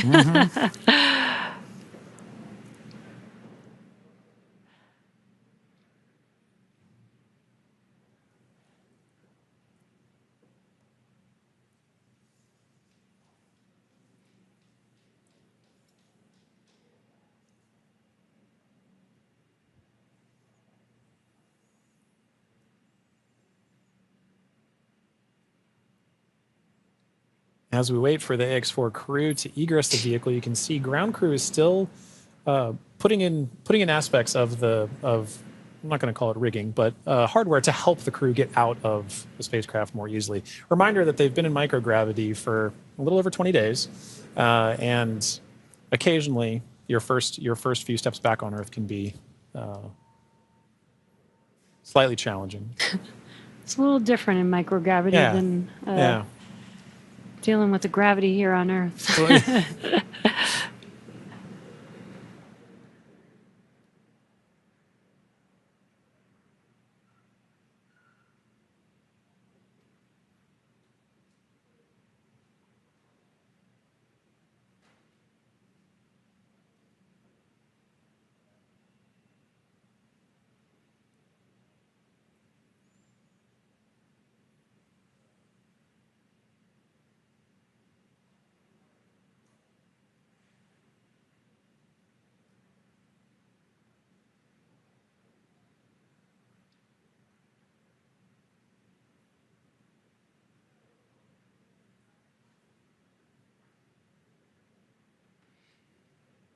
Just now joining us, we are waiting for the Ax-4 crew to exit the Dragon spacecraft Grace.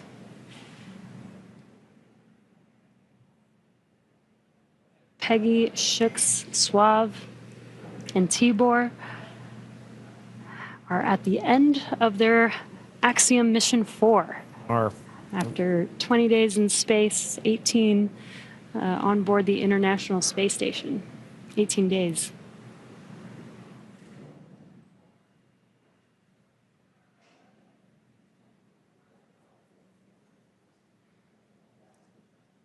And now this wraps up a very significant portion of the mission, but it's not entirely over. We still have a few medical checks to go. And then in addition to that, the Ax-4, all the research done on the Ax-4 mission is all going to be in a world of post-processing, analysis, assessment, and that's all part of it, as well as crew debriefs. So, following after crew egresses the spacecraft and gets good medical checks, at that point we'll be getting the crew back home, and then continuing the final, we'll call it terrestrial-based operations of the That's Ax-4 right. mission. I guess it's more of the end of the space-facing portion of the mission. Operational phases. Right. We're still going to take our time to get there. You can see ground crews are still working with the crew members in hardware inside. They've established some ground support equipment to help in the aid of the Ax-4 crew getting out of the spacecraft.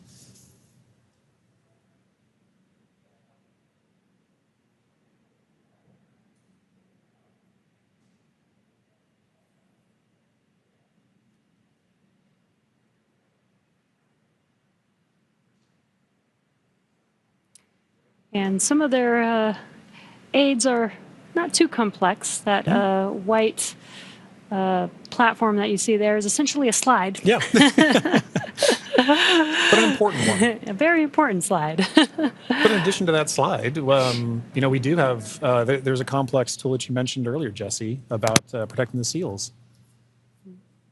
We can see now crew looking to make, the first crew members looking to make their egress from spacecraft along that slide. Sliding out.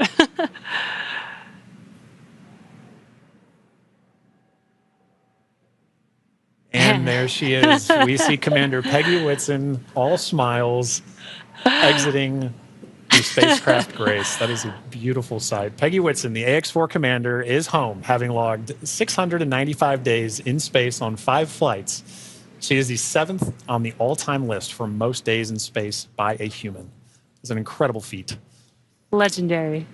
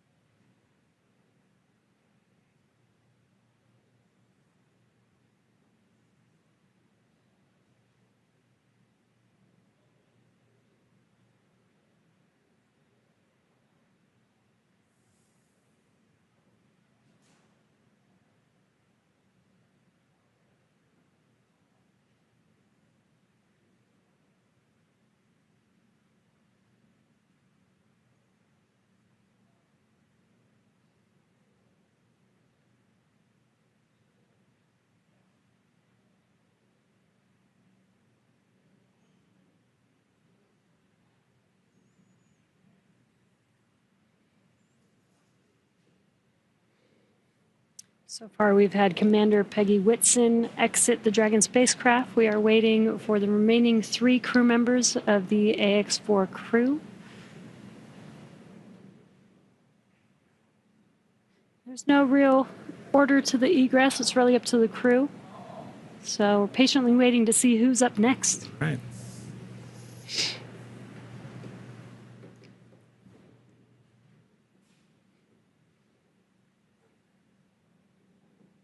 If Peggy is in the indication, which I think she is for this particular crew, we'll see another big smile coming out of the Dragon spacecraft in a moment.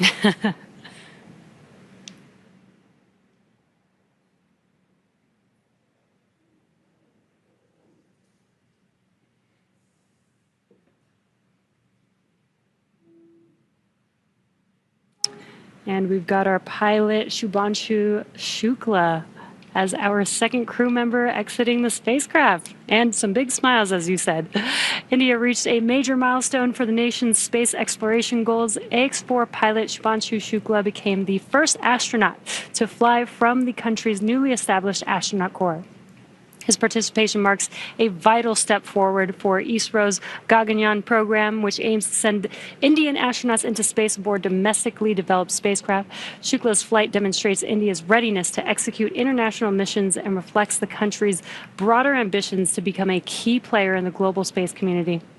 As India continues to expand its capabilities in crewed spaceflight, this mission serves as both a proving ground and a symbol of its commitment to innovation, collaboration, and leadership in space exploration.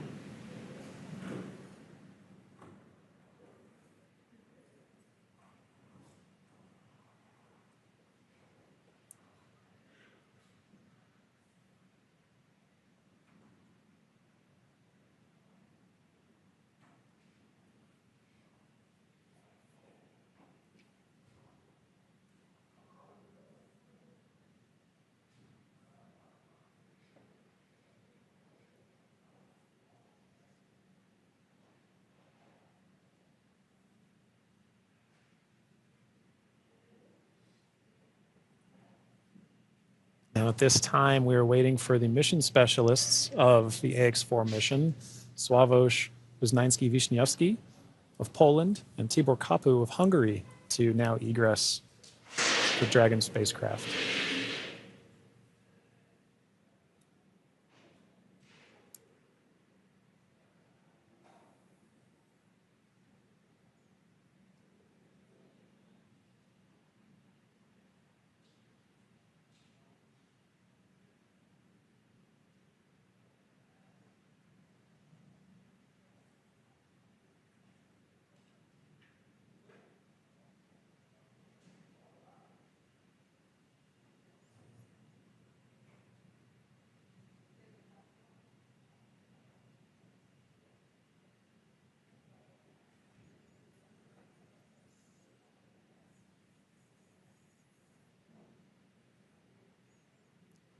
We have our third crew member now egressing the vehicle.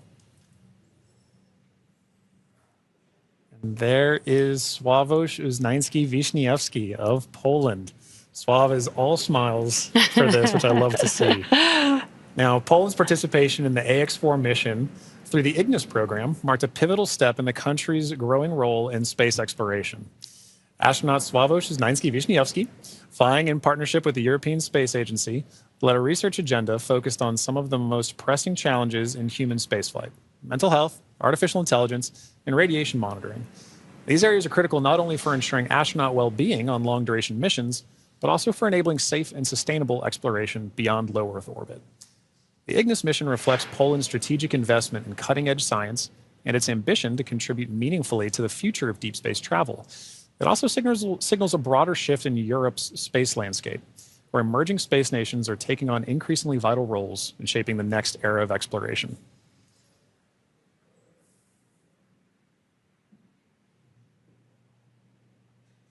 And based on that smile, I'd say Sław felt like he had a very successful mission.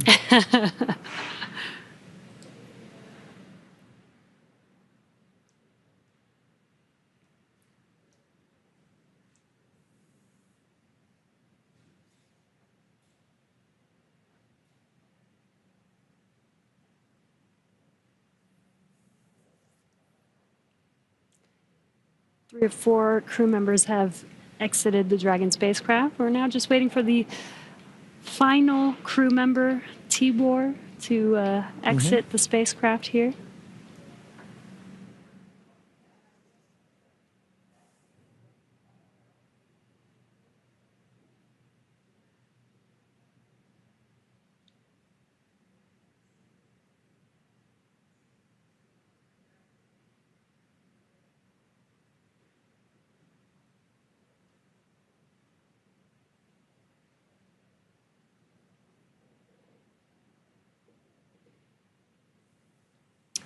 And last but not least, mission specialist Tibor Kapu.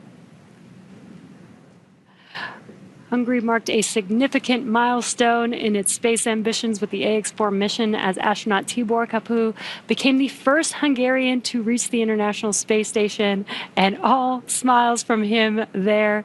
His participation under the banner of the Honor Hungarian to Orbit program represents Hungary's commitment to advancing its role in international space exploration.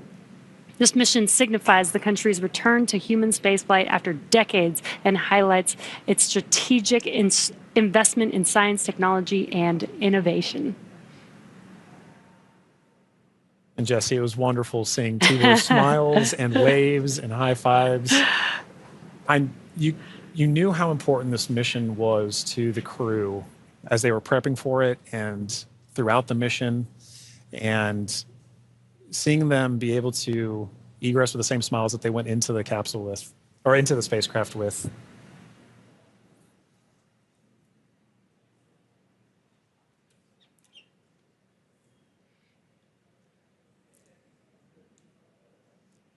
Well, at this point, the crew is now safely back home on Earth. Yeah. Now that our crew are safely back home on Earth and getting the first checks by SpaceX and Axiom Space medical teams, we're going to wrap up our live coverage of their historic return.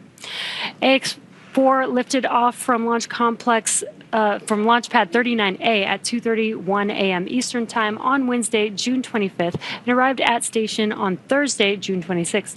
They spent about 20 days in space and 18 of those days on the International Space Station before undocking yesterday. And then this morning at 2:31 a.m. Pacific Time, they splashed down off the coast of San Diego, California. What an amazing journey it's been for them so far. Yeah, it's been absolutely incredible. And Jesse, it's been fantastic again sharing Jesse with you. Thank you so much for joining me on this, and I'm glad we got to spend this time together. But now this cruise entire trip is home, we're ready to move on to the next phase of the mission. So to SpaceX, thank you for an incredible flight and taking such great care of our crew. To NASA, the International Space Station partners, and the Expedition 73 crew, thank you for helping make the efforts of the Ax-4 mission possible. We're really looking forward to collaborating with everyone again soon. And a special thank you to ISRO, ESA, and HUNOR for entrusting us with this mission. And to all of you watching at home, it's been an honor and a privilege to share the journey of Peggy, Shuks, Sław, and Tibor to space and back again. So as we bring this mission to a close, we celebrate how the Ax-4 mission continues to demonstrate that the opportunities presented in microgravity have now grown to include more countries, more institutions, industries, and individuals than ever before. Through missions like this, we're redefining the pathway to low Earth orbit and building for beyond. So be sure to check out axiomspace.com to learn more about flight opportunities available along our journey to the world's first commercial space station. I'm John Rackham, and we're now signing off with a final welcome home to the crew of Ax-4. And I'm Jesse Anderson. Thanks to everyone for joining us on another successful mission to the International Space Station. Check out spacex.com/launches for updates and for the schedule of upcoming missions. And be sure to follow at SpaceX on X. And that'll do us for us here in Hawthorne. We'll see you on the next mission. Welcome home.